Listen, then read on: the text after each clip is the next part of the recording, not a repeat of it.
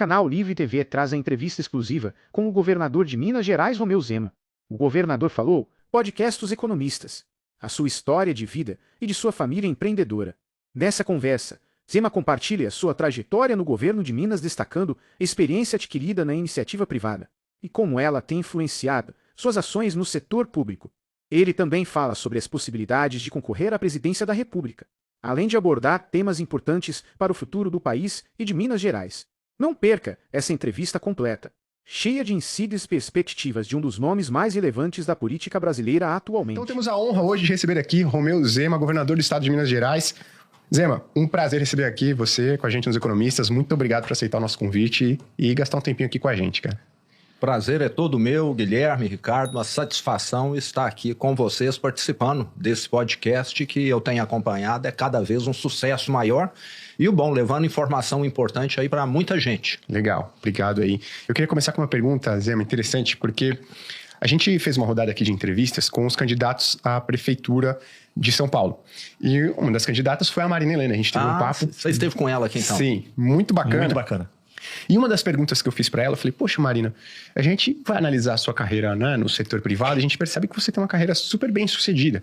Então, em que determinado momento que você teve um estalo e falou, poxa, acho que eu vou seguir para a carreira pública, né? E aí ela contou um pouquinho da trajetória dela e quando que ela teve esse estalo. E eu queria perguntar um pouco da sua carreira no setor privado, né? Porque hoje muitas pessoas conhecem o Zema, governador do estado de Minas Gerais, mas eles não conhecem, talvez hoje, como a pessoa, o profissional, né, e o governador, ele se formou ao longo do tempo. Então, o que dá para dizer que foi de importante na sua bagagem que torna hoje você um dos governadores mais bem avaliados e bem-sucedidos aqui no Brasil, né? Perfeito, Guilherme. Bom, Guilherme, acho que a minha carreira confunde com a história da minha família. Então, eu vou te responder de uma forma um pouco longa, pode ser? Pô, tranquilo, à vontade. A minha família chegou aqui no Brasil há exatos 127 anos para substituir mão de obra escrava. Vieram sem nada. Vieram da Itália para cá, foram ali para a cidade de Cravinhos, que fica ao lado de Ribeirão Preto, para trabalhar na enxada, na lavoura de café. E aquilo que eles recebiam no final do mês não dava para pagar a conta de alimento no armazém da fazenda. Então começaram a ver que aquilo ali não daria futuro. E acabaram indo para Ribeirão Preto, que é poucos quilômetros. E lá, o meu bisavô começou a ver os primeiros carros que estavam chegando e se interessou muito por aquilo. E acabou aprendendo a dirigir, e aprendendo a dirigir, ele conseguiu um emprego com aquilo que se chamava de chofer, né? Hoje não fala chofer mais, não, né? Motorista, né? E ali ele começou a melhorar um pouco de vida como motorista e com muita economia dele, aí ele já casando, a mulher dele costureira, ele conseguiu comprar um carro já bem usado e começou a transportar pessoas. Então, ele sempre com uma visão muito boa. E ele acabou indo para Minas porque ele ficou doente, ele adquiriu malária, e um dos tratamentos que existiam na época, lá em 1910, por aí, eram as águas medicinais de Araxá, que está ali próximo de Ribeirão de Franca. Então, ele era para me ser Ribeirão Pretano, se ele não tivesse ficado doente, sabe? E acabou indo para Araxá. E ele, com o carro dele, o carro sempre parando, porque faltava peça, faltava combustível. E aí ele falou, eu tenho um mercado aqui. E fez o quê? Montou um posto de gasolina, uma concessionária. Na década de 20, a empresa já tem mais de 100 anos. E a empresa sempre atuou nesse ramo aí de combustível e de concessionária de veículos. E eu nasci nisso, a empresa pequena, ficou pequena há muito tempo, meu pai deu uma boa impulsionada na gestão dele, mas o meu pai queria, quando eu me formei, e lembrando assim, eu trabalho desde criança. Se você me perguntar quando eu comecei a trabalhar, eu não vou saber que assim que eu aprendi a contar, até 20, 30, meu pai já me colocou para poder ajudar ele a contar parafuso, porca, lá na seção de peças, você entendeu? Para fazer os pacotinhos ou os embrulhos lá. Então, desde os 5, 6 anos, eu tô lá dentro da empresa, eu brincava, era dentro da empresa, que inclusive era do lado da casa que eu morava, aquela empresa bem familiar mesmo.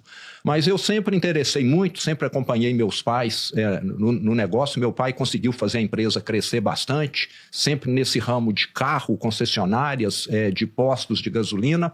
E vim para São Paulo estudar. Antes eu fui para Ribeirão, fiz o ensino médio em Ribeirão e vim fazer GV aqui em São Paulo. E assim que eu formei, voltei E todas as férias eu estava trabalhando também com ele lá, ajudando, então eu já acompanhava a empresa. Eu estava aqui em São Paulo, ia fazer compras aqui para a empresa, ajudar a resolver problemas. E aí eu e ele tivemos, vamos dizer, uma diferença. Na hora que eu voltei mesmo formado, eu vi que concessionária não era o negócio que eu queria, sabe? Eu queria vender carro na cidade vizinha, não podia porque era área fechada. Concessionária tem essa questão. Eu queria abrir uma filial ali, não. Precisa pedir autorização para a fábrica levava 3 anos para analisar o seu caso. Eu falei, não, eu quero ter liberdade para trabalhar. E o meu pai tinha lá uma loja de móveis e eletrodomésticos, que quando ele comprou uma concessionária da GM, o dono impôs a ele que só venderia a concessionária se ele levasse a loja de móveis e eletrodomésticos. A GM tinha uma divisão de eletrodomésticos que chamava Frigidaire. Então falou, só te vendo se você levar. É você comprar a casa e ter de ficar com um cachorro, né?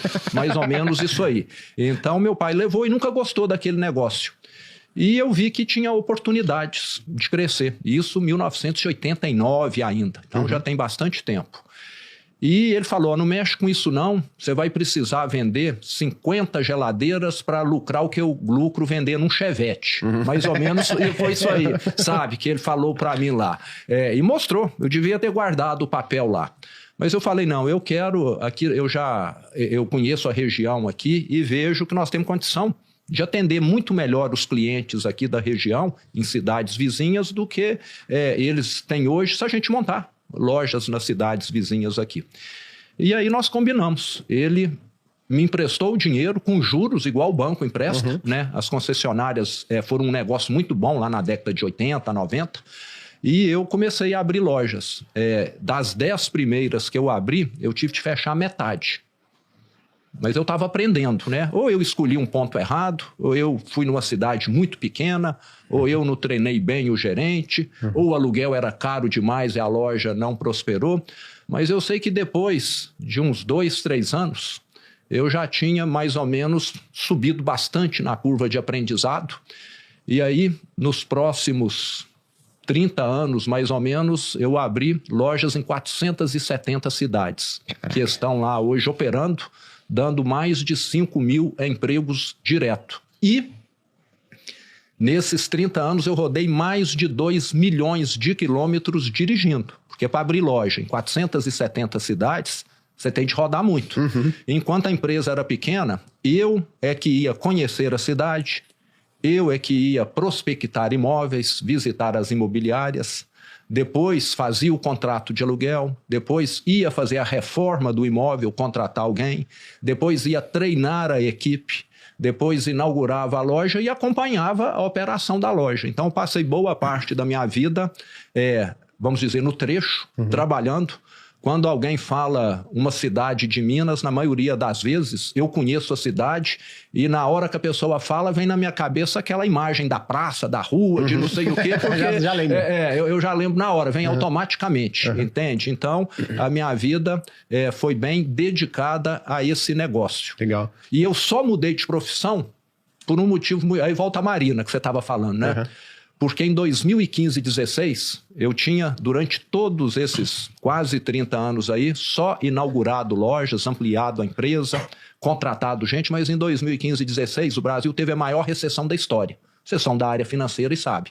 A economia caiu 8%.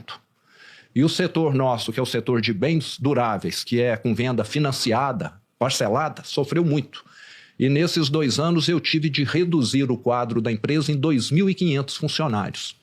Aí, eu que sempre mantive a máxima distância de política, nunca gostei, comecei a enxergar, Guilherme, que não adianta você estudar muito, você ser um bom profissional, ser dedicado, ter uma boa empresa, se esse país é administrado por gente incompetente, corrupta, que provoca lava-jato, que provoca mensalão, mala de dinheiro e que faz o país retroceder enquanto o mundo todo estava avançando.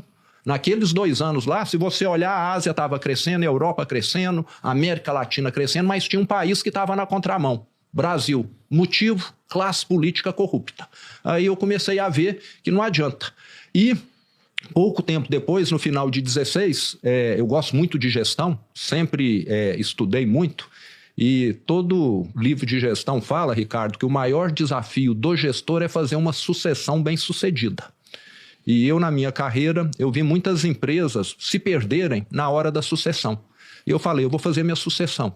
Eu quero, enquanto eu estou novo, com 50 e poucos anos, ver a minha empresa que eu criei, que eu ajudei a crescer, continuar sem a minha presença. Então, no final de 16, eu saí da empresa sem estar pensando em política, sem nada. E a empresa profissionalizada, com balanço auditado, etc. E a empresa está lá rodando bonitinha, sem necessidade minha. E coincidiu, eu saí em 16, no final de 17, Guilherme, o Partido Novo, ano que vem é ano de eleição, nós queremos você como candidato. E o natural é você falar não. Você concorda? Né? Eu ser candidato, né? Eu pensei em contribuir, mas de outra maneira, tá ajudando algum candidato, etc.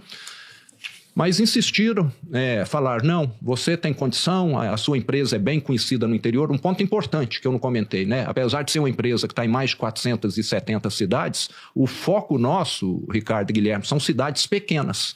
Cidades de 10 mil, de 20 mil, 30 mil habitantes. Nós não temos nenhuma loja em shopping. Nós não temos loja em região metropolitana, você entendeu? É interiorzão mesmo, é a loja do interior. Então é perfil de Minas Gerais. Minas tem 853 municípios e a empresa cresceu dentro daquele meio ambiente. Bem, loja simples, produto mais simples, venda parcelada. Então, por isso que o grande público muitas vezes não conhece. Mas hoje nós já vendemos pela internet e tudo. Do setor, nós somos aí entre as maiores do Brasil, de móveis e eletrodomésticos. De Minas, somos a maior empresa mineira nesse setor. Mas aí, voltando à questão do convite, eu falei não, porque você mudar de emprego aos 50 e tantos anos é algo que a chance de dar errado é muito grande. Mas eu ia dormir e acordava no meio da noite e falava, gente, eu sempre critiquei tanto o poder público, o Estado. Eu sou empresário, estou aqui há 30 anos sofrendo contrariedade, com má vontade, com burocracia, e agora eu sou chamado e não vou aceitar. Agora, pelo menos eu vou ter a chance de criticar numa campanha, etc. E comecei a achar até que por estar aceitando eu estava tendo alguma alucinação, né? Porque quando você vai para algo muito diferente, né? Você começa a se questionar. Eu sempre fui muito ponderado nas minhas decisões, e aí eu fui numa psicóloga para falar isso para ela me dar um atestado de sanidade mental, sabe? Que eu estava achando que eu estava tendo essa alucinação. Mas ela falou, não, você está inconformado, indignado mesmo, e aí é que eu resolvi entrar na política. E passei o ano de 2018, que foi o ano da eleição, andando no meu carro, 60 mil quilômetros, em mais de 200 cidades, fazendo a minha campanha. Eu e geralmente mais 2, 3 pessoas no meu carro, ia um fotógrafo, ia mais uma assessora, etc. Então foi uma campanha muito diferente da dos outros, que costumam ir de avião, de helicóptero, ter aquele grande movimento, sabe? Legal. Foi aquela campanha de formiguinha, a mais barata que teve e a que teve mais voto. Legal, e legal, porque 60 mil quilômetros, você não tem noção, mas deu mais do que uma volta na Terra. De carro, um carro próprio, hein? Carro próprio, sem contar carros de terceiros, que muitas vezes pegavam uma van lá com alguém que era do partido, lá da cidade e tal, e percorria a região lá no van. Só no meu carro foram 60 mil que estava lá no odômetro. Fora a carona, que pegou aí no meio do caminho. Fora a carona também. Teve viagens aéreas que eu não computei. Legal. Então foi um ano assim bem suado mesmo e acho que o inconformismo não era só meu, não. Inconformados éramos eu e mais 6 milhões de mineiros que votaram em mim. Legal, excelente, cara. Parabéns pela trajetória, muito legal. Então, a trajetória é mais ou menos essa aí. Como é que a população olha e você quebrou essa barreira, que acho que até há pouco tempo no Brasil ela era bem difundida, que o cara que é bem sucedido, ele pode entrar na política para fazer a diferença. Como é que você mostrou isso para a população de Minas Gerais? E o segundo, como que você, a partir do momento que tomou a decisão de entrar para o poder público, né, para a vida pública, você tomou a decisão, é o novo, é o lugar correto, é o que eu acredito, eu tenho que estar aqui. Não, por que não outros partidos? Como eu te disse, eu sempre considerei a política assim, uma atividade quase que semi-criminosa, né? Eu, nas concessionárias, nas lojas, você sempre percebia, e acontece, infelizmente, até hoje, né, de chegar lá alguém do setor público, vamos dizer um prefeito, quer comprar um carro para a prefeitura, só que aí ele quer que o carro da prefeitura seja faturado por um valor menor para ele comprar um para ele por um valor menor. O da prefeitura maior para o dele ser menor, você está entendendo? Uhum. Infelizmente. Nós nunca fizemos nada nessa linha aí, né? Então você sempre era convidado a fazer o errado. Eletrodoméstico a mesma coisa. Prefeito, eu preciso aqui de mobiliar escolas, mas eu preciso receber isso para minha casa. Você entendeu? E é diretor de escola, então você sempre via. Então sempre via a política de uma forma muito, muito negativa mesmo. Não vou falar que são todos, não, para ficar muito claro aqui, né? Senão está generalizando, é muito perigoso. Mas, então eu tinha assim aversão. Eu nunca recebi, nem permitia, Guilherme, receber na empresa candidatos a deputado estadual, federal, vereador, prefeito. Eu tinha uma visão muito simplista, que era assim, eu estou aqui ralando na empresa, e eu ralei muito mesmo, e esse pessoal que faça o trabalho deles lá, cada macaco no seu galho. Sempre uma visão muito assim. Mas quando veio aí o 2015 e 2016, a economia despencou, aí eu vi que eu tinha uma visão simplista e equivocada e errada. E quando eu recebi o convite do Partido Novo, e eles me explicaram o que o partido quer, né, em termos de política, aí é que eu falei, não, isso aqui é o que eu sempre sonhei. O que o Partido Novo quer? Combater corrupção, né? É um partido que, acima de tudo, preza fazer o certo, mesmo que o certo custe votos. Você está entendendo? Uhum. Então, porque muitas vezes as pessoas vão fazer o errado para ganhar voto e ganhar eleição. Quer combater privilégio, quer combater mordomias. E isso é uma afronta para o brasileiro, né? A quantidade de mordomias, de privilégios que existe no setor público. É um partido que quer transparência. Em Minas, nós saímos do 22º lugar para 1º em transparência do setor público, de acordo aí com o ranking da Controladoria Geral da União. Só esconde alguma coisa quem está fazendo errado. Se você está fazendo certo, por que você tem que ficar com sigilo de 100 anos, de 50 anos? O voo que eu faço hoje, mês que vem, está disponível para todo mundo ver para onde eu voei, com quem que eu voei e por que eu voei, entendeu? E nós temos aí voos de autoridades que ficam aí 100 anos em sigilo. Então, é porque parece que quer esconder alguma coisa. Então, as propostas do partido me deixaram, assim, muito animados mesmo com relação a... Eu falei, gente, se isso aqui mudar no setor público, nós vamos mudar as cidades, o Estado e o Brasil. E o Novo, apesar de ser um partido pequeno, é um partido que se diferencia de todos os outros nesses pontos. Nós temos propostas e não abrimos mão, mesmo que seja para perder. Você está entendendo? Porque se for para fazer o errado, tá cheio de gente de partido aí para fazer o errado. Então, eu estou no Novo até hoje, né? Entrei em 2018 na campanha, estou até hoje, e é o partido que eu falo que é o que tem condição de mudar o Brasil, porque é o que quer fazer as coisas certas, e não aquele que quer encontrar brecha, fazer uso de alguma artimanha para poder ganhar a eleição, como via de regra prevalece. Então, o motivo de eu estar, você teve a oportunidade de conhecer a Marina Helena, é exatamente esse.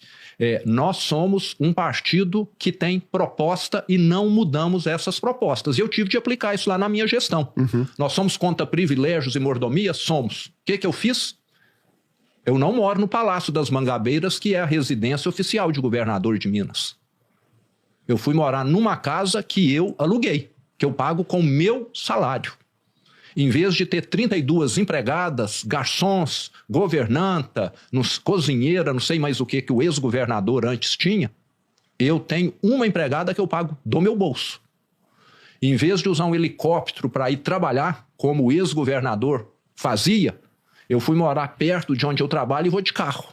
Eu penso que só nisso aí eu já devo economizar 2, 3 milhões por ano para o governo do Estado. E no setor público nós precisamos de exemplos assim. Porque geralmente quem ganha uma eleição, principalmente em cargos mais elevados, acha que em vez de ser servidor público, é imperador público. Sabe? Que tem direito a mordomias que não acabam mais, a ter todo quanto é tipo de privilégio. Se eu quero fazer um café na minha casa, eu vou lá coar. Isso mata alguém, né? Antes estava o governador, acho que lá na sala, e 2 garçons aqui e 3 cozinheiras ali para poder atender ele, né? Não está custando para ele, né? Fazendo banquete. O pessoal lá gosta de brincar que banquete para poder atender os bajuladores, né? Para poder estar com isso ganhando apoio político. Então, acho que isso é da velha política, que não funciona mais. A população hoje, com as redes sociais, já acho que está mais esclarecida, tem mais acesso, e muitos políticos ficaram para trás aí exatamente por isso. O brasileiro amadureceu, tem mais consciência da sua cidadania e não aceita uma série de absurdos que no passado aconteciam. Eu sei que o episódio está muito bom, mas eu preciso dar um recado para você rapidinho. Você que nos assiste sempre, que quer trabalhar no mercado financeiro, dá uma olhada nisso daqui. A gente tem dentro do Grupo Primo a formação de um consultor de elite. O que é isso? É um treinamento intensivo para você aprender a atuar como um consultor de investimentos, uma das profissões que mais cresce no mercado financeiro e a maior porta de entrada no mercado financeiro. Hoje, as pessoas que se formaram na nossa turma de formação de consultor de elite há 3 meses atrás já estão atuando aqui na nossa consultoria, a Portfel, e já estão com milhões de reais na sua própria carteira. Se você participar do nosso curso Formação do Consultor de Elite, você já garante uma entrevista para entrar aqui na Portfel. Essa provavelmente é a melhor oportunidade para você que quer entrar no mercado financeiro. Espero te ver aqui, hein? No escritório. Te espero. Uma pergunta. Antes do Novo, algum partido lhe procurou? Porque pensando na sua envergadura dentro de Minas, como empresário, me parece, né, um capital político interessante para qualquer partido. Algum partido, além do Novo, tinha te procurado? Não. E um detalhe importante, Ricardo. Quando eu me lancei candidato pelo Novo, em 2018, eu era o azarão. Eu comecei lá com 0,5% de intenção de votos. Eu falo que se existisse assim, um grande aquário, tínhamos lá alguns tubarões da política e um lambari Romeu Zema, você entendeu? Em tempos de Bet, a Bet estava pagando o quê? Uns 50 pro Zema? Exatamente. Então, eu era o azarão lá, era o azarão. Ninguém acreditava que eu seria eleito. Até era motivo de chacota, porque em Minas, até eu ser eleito, todos os governadores eleitos eram da classe política. Já tinham mandatos de deputado, ou de prefeito, ou eram do ambiente político, e eu nunca tinha sido, entendeu? Então eu quebrei uma regra na história de Minas Gerais. Sim. Ao ser eleito um governador totalmente diferente da classe política, que ninguém conhecia. E fazendo a campanha mais barata. Sim. De todas, mais barata. Eu peguei meu carro e saí andando no estado. Em Minas Gerais, nos anos de 2017, os 2 últimos anos da gestão PT, eu tenho de ressaltar aqui que o PT destruiu Minas Gerais. Tem de ficar muito claro. O PT simplesmente começou a atrasar salário dos 600 mil funcionários públicos e aposentados do Estado. É mais ou menos meio a meio, 300 mil funcionários públicos e 300 mil aposentados. Se antes se pagava no 5º dia útil, de repente começou a pagar só R$2.000 no 5º dia útil, e o que excedia R$2.000, só Deus sabia que dia que ia cair na conta. Isso começou a provocar uma convulsão no Estado. Pensa bem, uma aposentada de 85 anos, que precisa comprar medicamento, que ajuda a filha ou a neta que é doente, não receber a aposentadoria dela em dia. Isso nunca tinha acontecido. 13º salário era pago em 10 vezes. Sabe? Começava a pagar em janeiro, terminava de pagar em outubro. Ele vai acruando para você ter direito em 12, para ver se ele paga. É brincadeira. Repasses para as prefeituras. A Constituição determina que 25% do ICMS arrecadado no município e também do IPVA é repassado às prefeituras. O Estado começou a reter. As prefeituras começaram a quebrar. Nós tivemos casos lá de prefeitos que, em vez de pagar o salário, começaram a dar cesta básica para os funcionários municipais, falando, sobrevive até a gente ver o que vai acontecer. Tivemos prefeitos que renunciaram, que adoeceram e até que suicidaram lá em Minas Gerais. Lembrando que são 853 municípios. Posto de saúde, cidade pequena que tem um posto de saúde. Eu vi na minha campanha de 2018, andando lá. Colocaram lá uma faixa do tamanho desse, como essa azul aqui. Não estamos operando porque não recebemos repasses do governo do estado. Não tinha consulta, não tinha medicamento, não sei quantos mineiros perderam a vida. Porque se não tivesse um carro para ir consultar, não tivesse um dinheiro para comprar o medicamento, não ficava vivo. Então o Estado começou literalmente a entrar numa convulsão. E eu assumi nessa situação. Na primeira semana, no 3º dia que eu assumi como governador, você sabe qual manifestação que eu tinha lá na porta? 300 prefeitos gritando com megafone, com trio elétrico, nós queremos receber aquilo que é das prefeituras. Já subiu essa bomba. Já assumi essa bomba aí, entendeu? Então, a situação gravíssima mesmo, e só quem morava em Minas tinha noção. E, por último aqui, para completar esse cenário sombrio, 240 mil funcionários e aposentados públicos tiveram os seus nomes, vocês que são da área de finanças, inscritos injustamente no SPC e Serasa, porque o governo do Estado, o ex-governador do PT, descontou deles o empréstimo consignado e não pagou os bancos. Caraca! E nada aconteceu. Isso, no Código Penal... É roubo. É roubo, não é? Caraca, cara, sabe o que me chamou muito a atenção que você colocou, Zema? Você falou o seguinte, aí eu vou entrar já em toda essa situação que você assumiu o Estado, mega delicada, mas uma coisa que chamou muita atenção foi o seguinte, você mora em uma casa que você paga do seu bolso, você tem uma empregada que você paga com o seu salário, e você economiza mais ou menos 2 a 3 milhões por ano só nessa, vamos colocar aqui, brincadeira, né? Pra gente dizer aqui que parece ser algo pequeno, parece ser algo normal, que uma pessoa faria, né? E a gente tá falando de 2 a 3 milhões por ano. Minas tem 20 milhões de habitantes, mais ou menos. Isso. A gente tá falando por ano, né? Que o Zema tá deixando de... Não o Zema, né? A máquina pública tá deixando de tirar do bolso das pessoas 10 centavos por pessoa, de algo muito simples. Agora imagina isso numa escala estadual. Você com esse tipo de visão para tudo, né? O que eu posso enxugar de maneira ineficiente sem impactar negativamente as pessoas, né, de todos os outros setores. Pô, a gente tá falando de 10 centavos por pessoa, porque a gente não briga, né, 10 centavos. Mas se for pegar 10 centavos de cada uma das pessoas, a gente tá falando de 2, 3 milhões por ano. Isso deveria ser indignante para a população, e não é. E aí eu quero voltar agora para como você, né, assumiu ali o estado de Minas Gerais. Sua cabeça de gestor, de empresário, que, pô, olhando eficiência, custo e tudo mais. Quando você assumiu, o que você falou o seguinte, cara, isso daqui é primordial. Como é que você fez com que o Estado saísse dessa situação extremamente delicada? E detalhe, né? Qual que é a dificuldade? Porque eu imagino que para você sair de uma situação extremamente delicada, pensando numa empresa, quando ela entra numa situação financeira muito ruim, não é do dia para noite que você, opa, 1 mês, 2 meses, uma decisão aqui, você sai de uma situação como essa. Então você assumiu o Estado de Minas Gerais, que levou um tempo para chegar nessa situação, desse jeito. O que você fez para resolver esses principais problemas? Os prefeitos lá falando, pô, a gente quer o repasse, os funcionários públicos tendo seu nome no SPC, imagino que isso era prioritário naquele momento. E quanto tempo demorou para que o Estado de Minas Gerais ele voltasse aos trilhos? Né? Então, eu queria que você explicasse o que foi que vocês fizeram naquela época para sanar essa sangria, digamos assim, da população mineira. Foram muitas ações, Guilherme, mas eu posso assim te dizer que foi tudo na linha de reduzir despesas. E como eu falei, fazer discurso para reduzir despesa é fácil demais. Agora você falar, não, eu vou abrir mão como eu abri, parece que poucos estão dispostos. E eu falei também, eu não vou receber meu salário enquanto o salário do funcionalismo dos aposentados não estiver em dia. Eu já tinha, inclusive, registrado esse documento no cartório durante a campanha. Não receberei enquanto não colocar aqui as contas em dia. E o que nós fizemos foi o que qualquer manual de gestão recomenda, reduzir despesas. E reduzindo onde? A começar pelo governador, eu não comentei, mas além de não morar em palácio, não ter nenhuma despesa paga pelo governo, a não ser quando eu estou a trabalho, na cidade administrativa, que é onde o governador trabalha. O governador de Minas e vice-governador, por incrível que pareça, eles têm lá, no edifício Tiradentes da cidade administrativa, 6 elevadores privativos. Que isso? 6, né? Eu estou falando que é imperador. Estou falando que é imperador, não é? A sala, o gabinete do governador de Minas é a maior sala que eu conheço.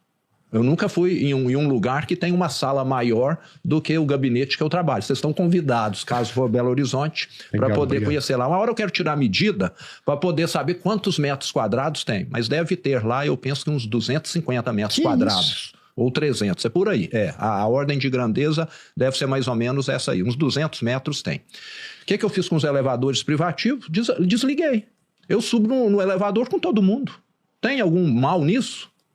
Né? Não, é o que eu falei, parece que o imperador não pode misturar com os outros, né? Dizem, né, eu já escutei lá que antes, quando o imperador chegava, se tinha alguém no corredor, limpando, etc., tinha de sair correndo e entrar, porque o imperador tinha de ter o corredor 100% livre para poder passar. Mas o que nós fizemos foi reduzir essas despesas, segurança. No início eu falei, não precisa de tanta segurança assim não, né? Não sei se eram 10 homens, 12 homens, reduzimos. Carro, não sei se era 3, 4 carros, reduzimos também. Precisa ter segurança, concordo, que às vezes tem um doido que aparece aí, quer fazer alguma coisa, mas do meu ponto de vista era exagerado, mas não sou especialista, mas conseguiram reduzir. E fomos na linha de fazer o trabalho dentro de casa. Eram 21 secretarias, reduzimos para 14. Era para ser uma a menos, mas ia ficar num número muito feio. Eu acabei ficando com 14, sabe? Então, de 21 para 14 secretarias. Entre autarquias, estatais e administração direta, nós reduzimos mais de 50 mil cargos. 50 mil cargos é coisa demais. E o que o PT mais gosta de fazer é cabide de emprego, né? Então tinha lá cargo para a companheirada do Brasil inteiro, entendeu? Para tudo quanto é lugar. Então, só isso aí, uma economia substancial. E dívida leva tempo para pagar, né? E a dívida de Minas era e ainda é grande, apesar do número ter melhorado significativamente na nossa gestão, mas é uma dívida muito pesada. Eu falo que organizar, limpar, estruturar, você consegue fazer num intervalo de tempo pequeno. Agora, pagar uma dívida monstruosa, não adianta, você vai ter de ter um horizonte. E o Estado já melhorou. Depois de 2 anos e 8 meses, eu consegui colocar o salário em dia dos funcionários públicos, em vez de deixar os prefeitos na mão.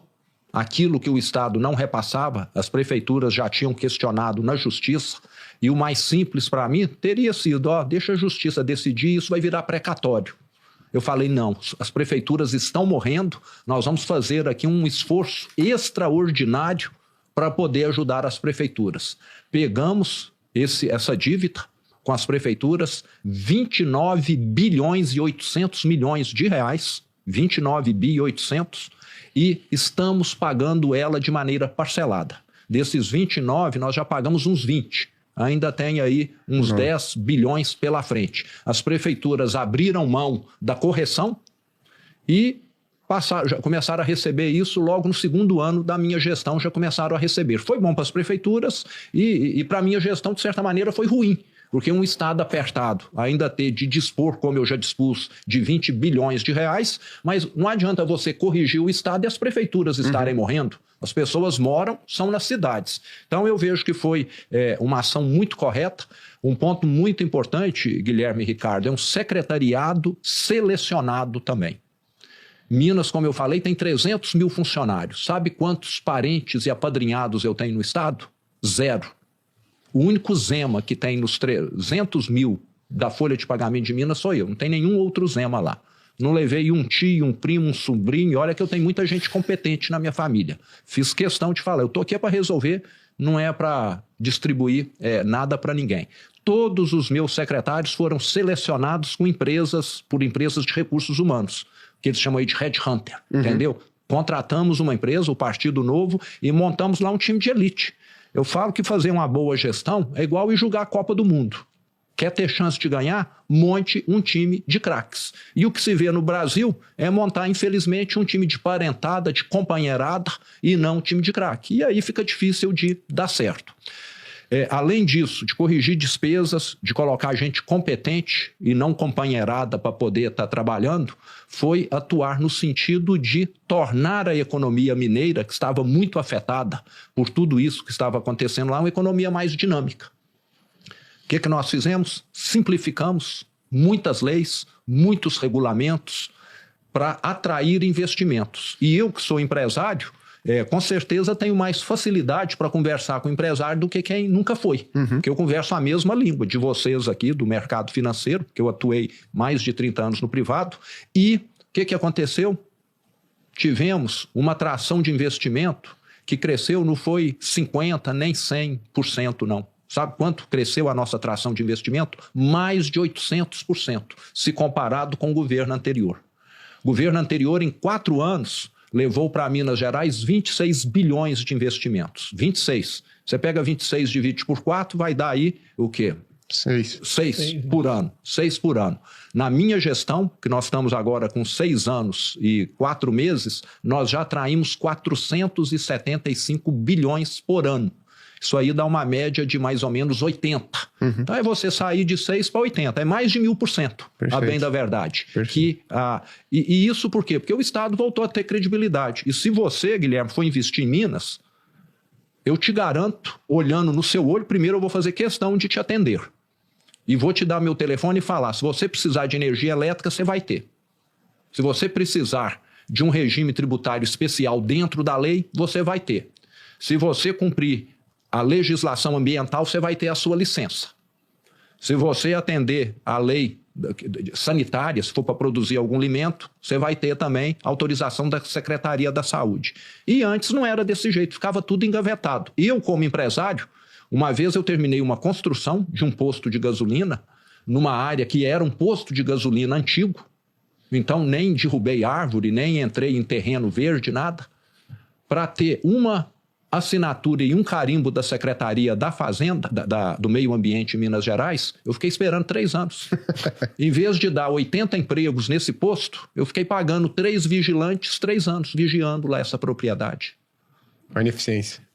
Um país, um estado, uma cidade que trata quem investe desse jeito, não dá certo. Não dá certo. Você concorda? Então, tudo isso foi mudado e em breve nós vamos estar comemorando, eu falei 475 bilhões, nós vamos comemorar 500 bilhões. Concorda que está chegando perto aí? 500 bilhões é investimento que faz diferença num país. Tem muitos países do mundo que não conseguem atrair essa massa de investimento. Nós estamos falando aí o quê? De 80, 90 bilhões de dólares. E um detalhe muito importante, diversificando a economia mineira, que sempre foi muito dependente de mineração, e no nosso governo nós temos atraído investimento em todas as atividades aí, tornando a atividade de mineração, que é importante, mas cada vez com peso menor na matriz total econômica do Estado. Como é que as pessoas conseguiam ver o resultado das suas ações, dessa redução de despesa, melhorando a vida delas? Guilherme, eu acho que se eu te der aqui um exemplo, talvez dê para exemplificar. 2 exemplos que eu vou dar aqui. Vamos pegar um caso da saúde. Talvez lá no passado, no Estado, tinha um médico ganhando 15 mil reais por mês e fazendo 50 operações por mês, 50 cirurgias. Ele ganhava 15 mil e conseguia fazer 50. Quando entra alguém com visão de gestão, vai falar para o médico o seguinte, você vai passar a ganhar agora por produção. Cada cirurgia que você fizer, você vai passar a ganhar aqui 200 reais. Em vez de ganhar 15 mil e fazer 50 cirurgias por mês. E o médico que ganha fixo, não tem de prestar contas, ele acaba, querendo ou não, caindo numa zona de conforto. Acho que todo humano, você, eu, se não temos de prestar contas, e o setor público muitas vezes acontece isso, da pessoa não ter de prestar muitas contas. E hoje, talvez esse médico esteja ganhando não 15 mil, mas 20 mil e fazendo 100 cirurgias por mês.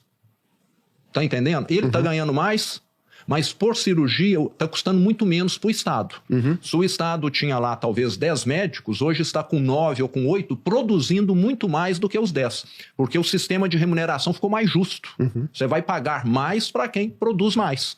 E no passado, o que acontecia muitas vezes, Guilherme, era pagar mais para o hospital que tinha contato político. Para o hospital que tinha acesso ao imperador, você está entendendo? Ele recebia mais verba, mas aquela verba extra não significava que ele ia fazer mais cirurgias e atender mais pessoas. Então, acho que a grande lógica é ir nessa linha. É você falar, eu vou remunerar quem entrega mais. Na educação, o que nós tínhamos lá? Nós tínhamos uma desorganização muito grande.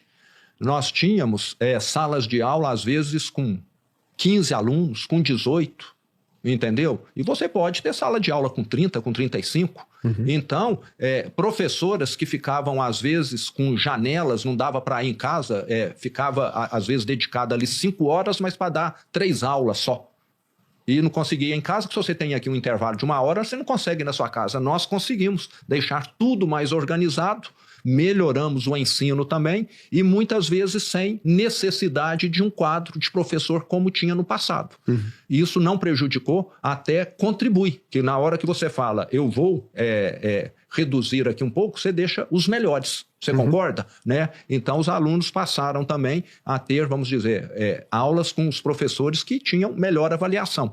E isso, quem é da gestão sabe. À medida que você vai fazendo, você sempre descobre mais. Uma vez eu lembro de ver um fazendeiro comentar um caso que é o seguinte, ele falou, tem uma pedra lá no pasto, eu levanto a pedra, tem escorpião embaixo da pedra. Eu dou uma pasada, uma enxadada lá, tiro os escorpiões, aparece um formigueiro. Eu dou mais uma enxadada, uma pasada no formigueiro, aparece um cupinzeiro, sabe? Eu dou mais uma, duas, aparece um ninho de cobra embaixo. Então, à medida que você vai avançando, você vai vendo que tem mais coisa para se fazer ainda. E esse trabalho ainda continua. Hoje nós estamos lá avançando muito em digitalização de serviço para o mineiro. Isso, ele ganha tempo, ele não precisa deslocar.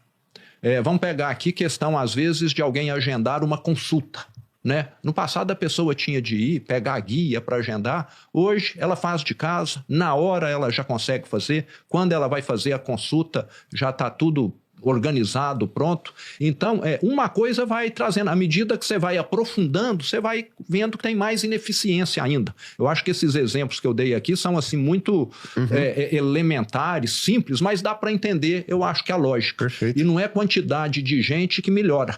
Quando você vai num dentista, são 4 dentistas colocando a mão na sua boca ou um, né? O político gosta de falar que 4 dentistas na sua boca vai melhorar seu tratamento de dente. Fica atrapalhando, você concorda? Não é? A boca não foi feita. E o setor público e toda a empresa também foi feito para ter um ótimo de pessoas também. Perfeito. Zema, tem um ponto que você trouxe em determinado momento, o teu relacionamento junto às prefeituras, e acabou sendo um ganha-ganha, obviamente, para o Estado e para os municípios. Mas você tem o outro lado também, porque da maneira que os municípios vão lá e conversam com seus governadores para as coisas poderem fluir melhor, os governadores vão até Brasília e precisam da esfera federal para poder as coisas melhorarem também nos seus respectivos estados. Como é que você avalia essa sua relação ao longo de todo esse seu período como governador com o governo federal?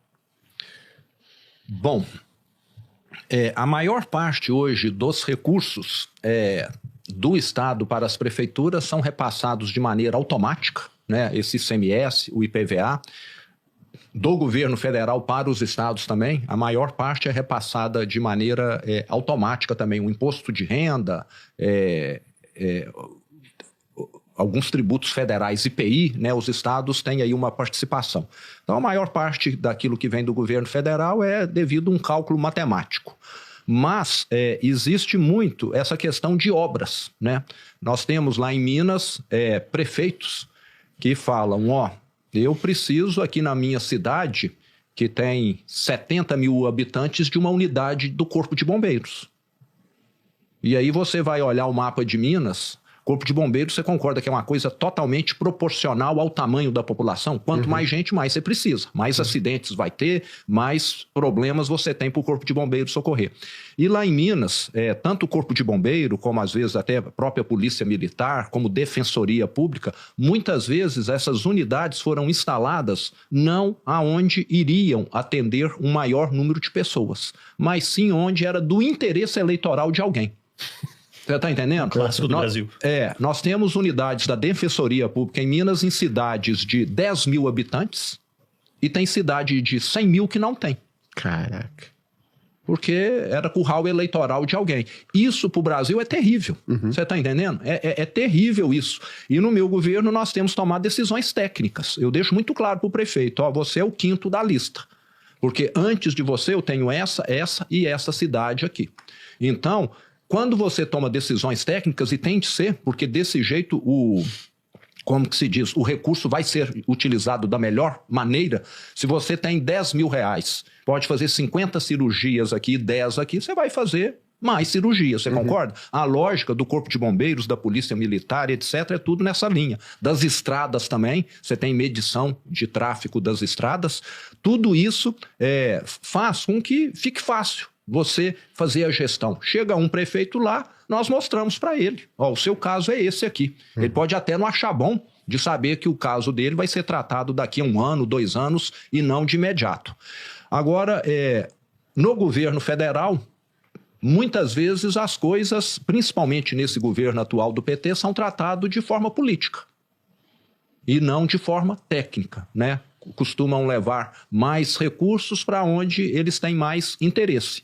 Mas, devido o governo anterior do presidente Bolsonaro, principalmente na área de infraestrutura, o governador Tarcísio era o ministro da infraestrutura e deixou tudo muito bem planejado.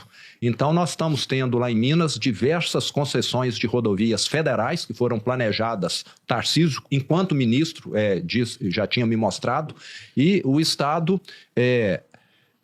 recebeu essas concessões. Na verdade, foram reconcessões. Foram concessões lá do PT que deram errado. O PT fez uma série de concessões atrapalhadas lá em 2010, 2012, e tudo não caminhou bem, as concessionárias querendo devolver ou ficando sem condição de fazer investimentos, e agora nós estamos tendo essas reconcessões. No governo Bolsonaro, nós recebemos recursos para fazer a linha 2 do metrô.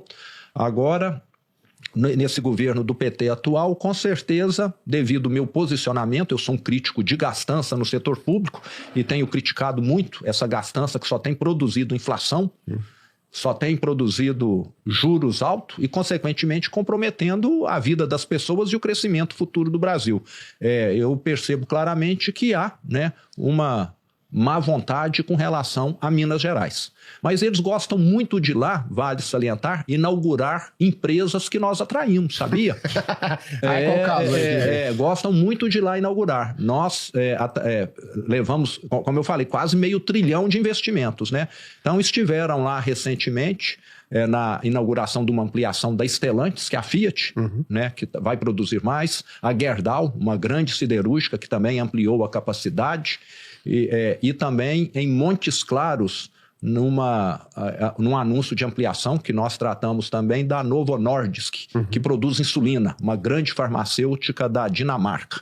E nós ainda temos uma fábrica da Heineken para inaugurar, tenho certeza que nesses momentos eles vão querer ir lá e falar, nós é que fizemos, você entendeu? Colher os louros ali.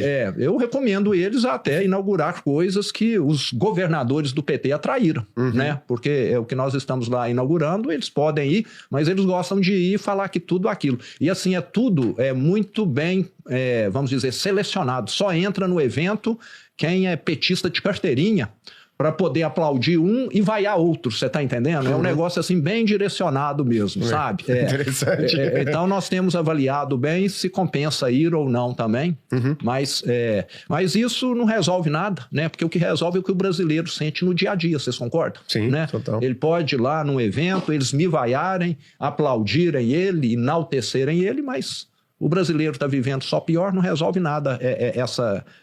Esse me engana que eu gosto, porque uma hora a verdade aflora e está aflorando. Sabe o que eu queria perguntar? A gente falou aqui de como que você pegou um estado em situação super delicada, muito difícil, e está conseguindo resolver, melhorar os problemas, reduzir a ineficiência, aumentar a atração de investimento, né, buscando o setor privado para impulsionar a economia de Minas, melhorar a vida das pessoas e tudo mais. Mas uma coisa que a gente não abordou aqui é como que você, como empresário, imagina que você já esperava algumas dificuldades. Pô, eu vou entrar no setor público, eu vou bater muita cabeça, eu vou querer fazer o que é certo do lado técnico e eu vou enfrentar algumas dificuldades. Né, todo esse aparato burocrático que ele foi construído ao longo de anos justamente para tentar dificultar, de um certo modo, a pessoa que venha com esse caráter mais técnico, né? Pô, fazer aqui o que é melhor para a população. Então, você encontrou muita dificuldade, muita burocracia, muita gente querendo atrapalhar um bom trabalho. Quem estava querendo fazer as coisas pelo lado certo, pelo lado técnico, você encontrou e ainda encontra muita dificuldade de fazer isso? Encontra sim. Esse ranço da politicagem, né, ainda está bem entranhado na política do Brasil, né? Um deputado achar que, apesar de não ter nenhuma viabilidade, prioridade determinado projeto, mas ter de fazer porque vai ser bom única e exclusivamente para ele, né? Que vai ficar bem quisto ali. Mas, como eu disse, em Minas nós temos procurado fazer isso da maneira mais técnica possível. E na política, infelizmente, tem também, Guilherme, a questão de você querer que as coisas deem errado, mesmo que as pessoas sofram, em prol do seu projeto pessoal de poder. Entende? É como se alguém falasse, eu prefiro que esse governo aí seja o pior possível, que o mineiro sofra muito, porque aí eu vou aumentar a minha chance de me eleger na próxima eleição. É um pensamento bem destrutivo. E você tem as pessoas jogando contra, então, o seu governo? Tem sim, muitas, não são poucas não. Desde o primeiro dia, quando eu assumi, eu não comentei aqui, mas o assunto lá era: esse governo não vai dar em nada. Um Estado quebrado. Um sujeito que não tem experiência no setor público, mas eu tinha muita experiência de gestão.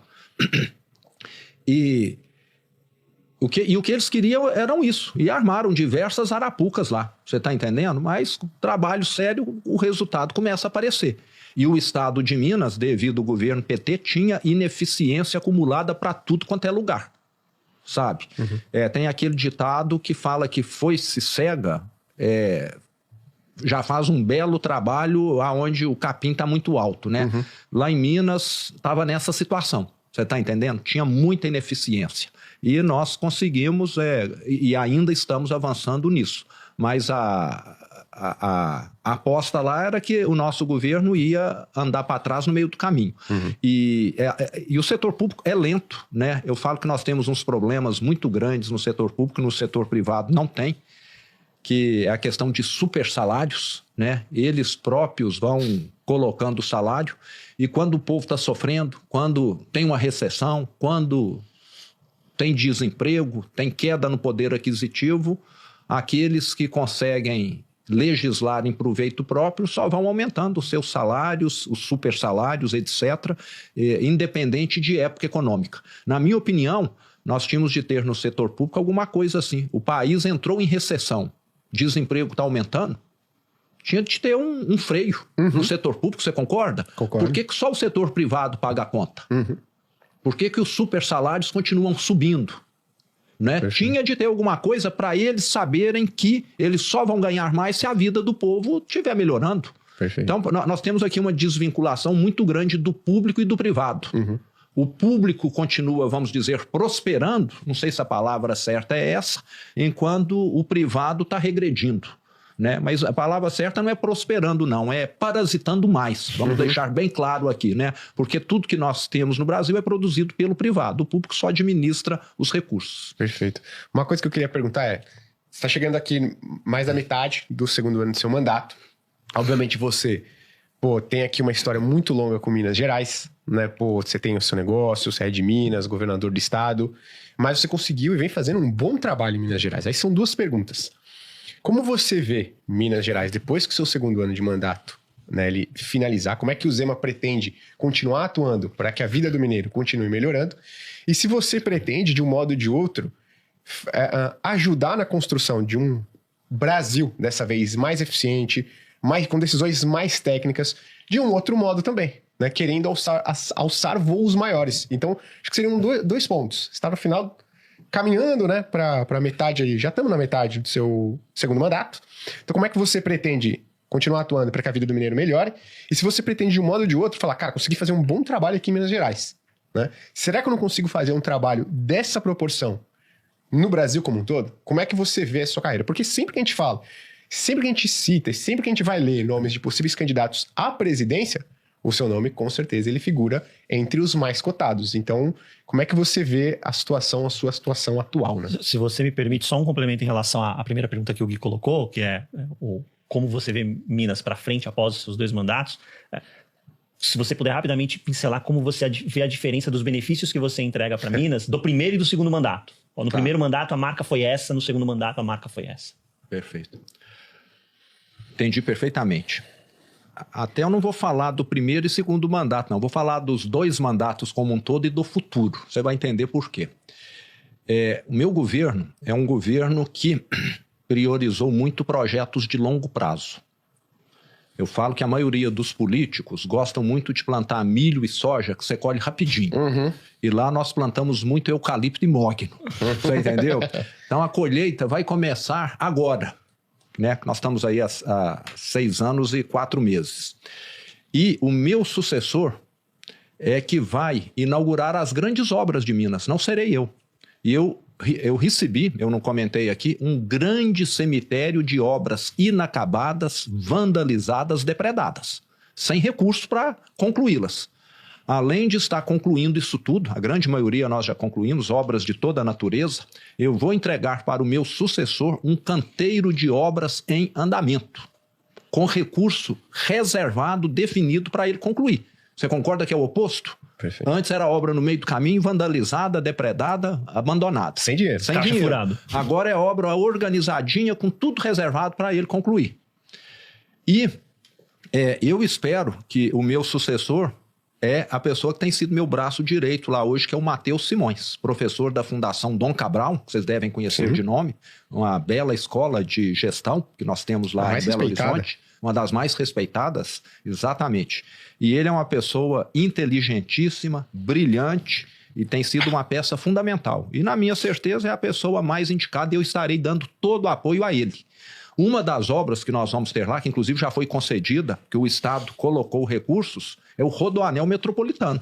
Vocês estão aqui perto dele, passa aqui próximo, vocês sabem a diferença que isso fez aqui para São Paulo. Sim. Vocês que conhecem bem aqui. E hoje Belo Horizonte tem um trânsito muito ruim e com o Rodoanel Metropolitano nós vamos melhorar demais a mobilidade em Belo Horizonte. E aí tem a linha 2 do metrô ainda, a duplicação Belo Horizonte para Ouro Preto e Mariana, que é uma obra que vai mudar por completo o turismo dessas cidades aí, daquela região, que vai desenvolver muito mais, e muitas outras grandes obras. Tudo iniciando agora ou a iniciar ainda.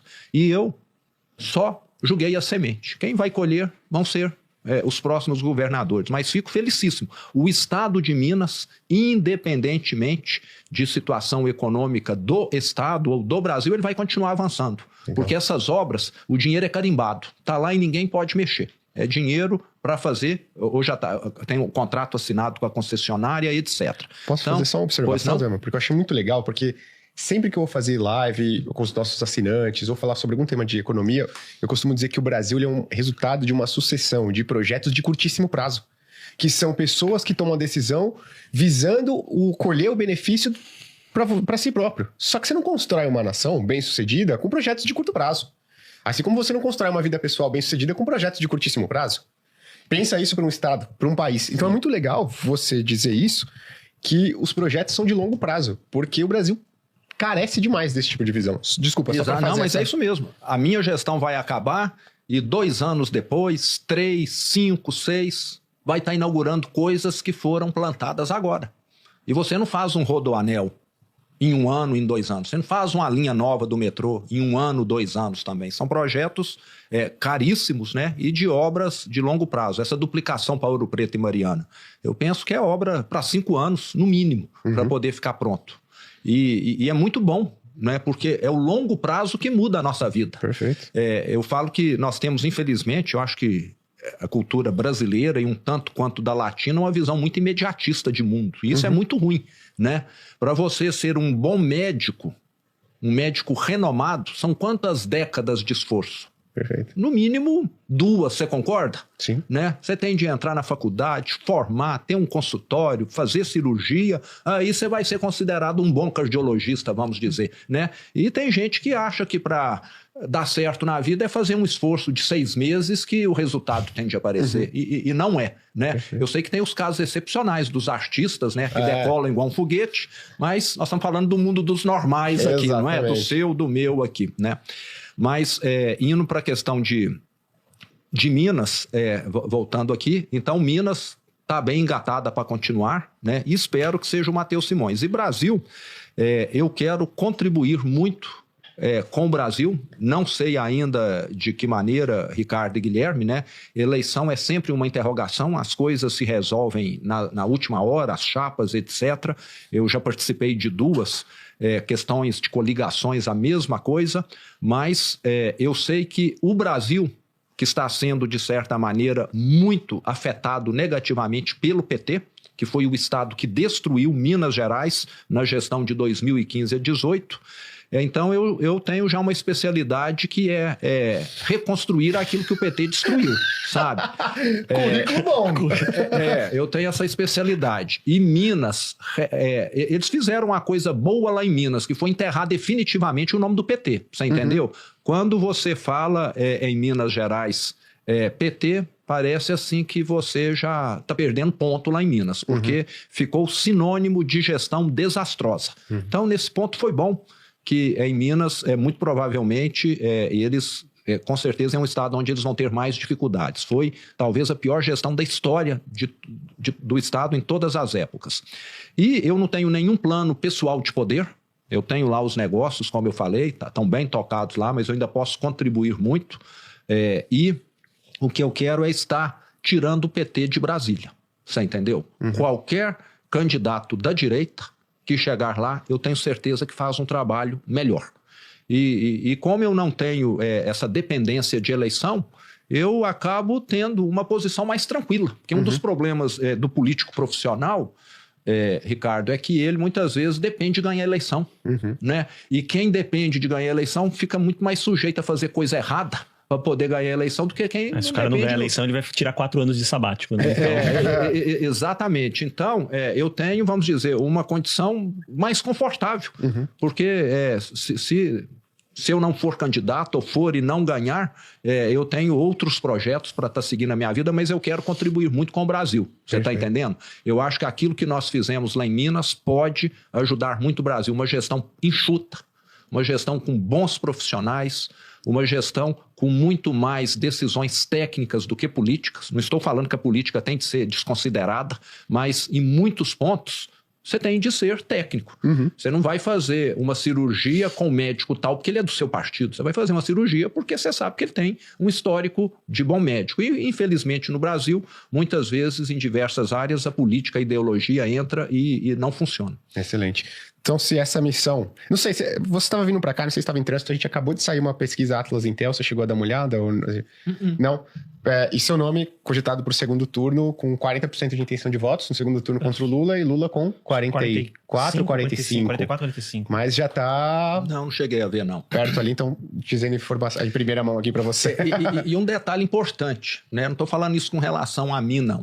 A qualquer um. A política no Brasil, da mesma forma que em Minas, até eu ter sido eleito, só foi ocupada por quem era do contexto político. Eu sou muito favorável à oxigenação de ideias. Vocês que estão aqui no meio de uma startup sabem que isso é muito bom, não é? Demais. Não é? Então, vamos colocar alguém diferente lá, vamos colocar lá um engenheiro. Acho que nunca tivemos um engenheiro. Vamos colocar lá um economista. Né? Parece que todos os presidentes ou são advogados, ou são da área jurídica, ou do meio político. Na minha empresa, eu sempre fui favorável, como eu falei, saí, coloquei lá um profissional e foi bom. Ele aproveitou o que eu tinha feito de bom e colocou mais coisas boas dele, você concorda? Perfeito. Não é? Eu acho que quando a gestão é boa, você sempre sobe um degrau. Agora, infelizmente, no Brasil, o que nós temos com esse governo hoje é um governo que está olhando pelo retrovisor.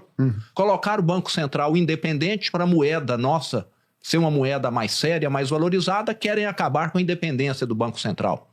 Colocaram uma regra para os cargos maiores das estatais serem ocupados por pessoas que tenham um histórico mínimo ali de competência. Querem mudar isso para colocar os apadrinhados. E por aí vai. Então, parece assim que nós estamos aqui tentando segurar para não retroceder e não lutando para avançar. Né? É um governo que parece assim que já nasceu com as ideias velhas e antigas já. Essa é muito legal, né? Assim, querem derrubar a exigência de experiência no setor para você assumir determinadas estatais. Como assim? Então a pessoa não precisa ter experiência comprovada naquilo que ela vai atuar. Isso é doido. No dia que ele for tratar com o médico, vai num que estava na faculdade, não é isso? Né? Ou num curandeiro, não é isso? Né? Será que com a saúde dele ele pensa assim? Porque com a saúde do povo parece que ele está pensando. Perfeito. Né? Zema, para a gente encerrar, uma resposta curta. Se essa missão lhe fosse dada, ser presidente do Brasil, você toparia para transformar o Brasil em um país mais eficiente, voltado para decisões técnicas e não políticas? O Guilherme, igual eu falei, né? Eu quero contribuir. Eu não tenho nenhum plano. Se nós chegarmos amanhã num consenso, esse aqui é o candidato mais viável, as pesquisas apontam, etc. Eu estou pronto para contribuir com aquele nome lá. Você está entendendo? Eu quero é que o Brasil dê certo. Nós provamos que em Minas Gerais, uma gestão séria, com gente competente, que combate a corrupção, dá resultado. E acho que é o que o Brasil precisa. Então, o que eu quero é estar contribuindo. Perfeito. Zema, muito obrigado pela sua participação. Um prazer receber você. Se quiser dar uma mensagem final para o pessoal que está nos assistindo, fica à vontade. Eu quero agradecer aqui a participação e lembrar, eu não disse aqui, que 2 coisas vão me dar muito orgulho. Já me dão muito orgulho da nossa gestão. A primeira delas é que um dos maiores avanços que nós fizemos em Minas Gerais foi na merenda escolar. O governo PT, que se diz tudo pelo social, em 2018 ele investiu na merenda escolar de Minas Gerais, 1.600.000 alunos, 20 milhões de reais. No ano? No ano. 20 milhões de reais no ano. 20 reais por... O ano passado, R$20 por ano. nós investimos 470. A merenda antes era uma sopa bem rala com os grãozinhos de arroz, em muitas escolas. Hoje tem carne, tem verdura, tem fruta todos os dias. Indo no interior, muitas vezes eu faço questão de almoçar numa escola para ver como que está a comida, e posso te dizer que não é muito diferente da que eu como na minha casa, não. Perfeito. Entendeu? Isso por si só já vale toda a contrariedade, tudo que eu tive de enfrentar. Todo dia você fala, hoje 1.600.000 crianças, adolescentes estão alimentando bem, porque nós fizemos aqui um trabalho adequado. E o segundo ponto para concluir é que no fim desse ano, início do ano que vem, nós vamos comemorar a criação de 1 milhão de empregos formais na minha gestão também. Caraca. 1 milhão de empregos faz diferença em qualquer país. Talvez não muito na China e na Índia, né? Não é isso, né? Mas nos outros países fazem muita diferença. Imagina no estado. Então, hoje, Minas tem as menores taxas de desemprego da história. Só fica sem trabalhar, na grande maioria das regiões, aquele que não quer trabalhar mesmo. Então, eu fico, assim, muito feliz de estar entregando para o meu sucessor aí em breve um Estado que está bem encaminhado, que, vamos dizer, está servindo melhor o pagador de impostos. Porque Perfeito. no Brasil, infelizmente, o político pensa só nos apadrinhados dele e em distribuir favores, né, em eleição. E não, e muitas vezes, está fazendo um trabalho de competência.